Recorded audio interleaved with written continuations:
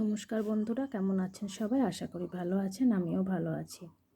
ক ব্যঞ্জন বর্ণের সাথে স্বরবর্ণের কার বা সাইনগুলি যুক্ত করে কি উচ্চারণ হয় সেটি নিয়ে আজকের ভিডিওটি আমি আপলোড করছি।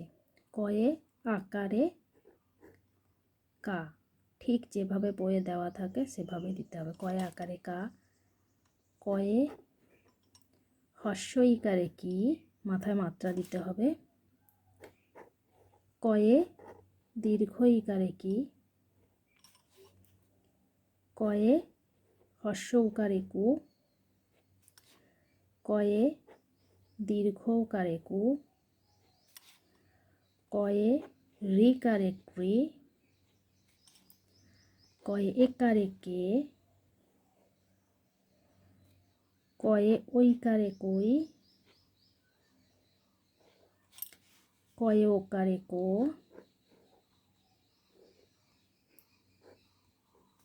কয়ে ঔকারে কো, ক অনুস্বার কং, ক বিসর্গ ক। এতটা অবধি।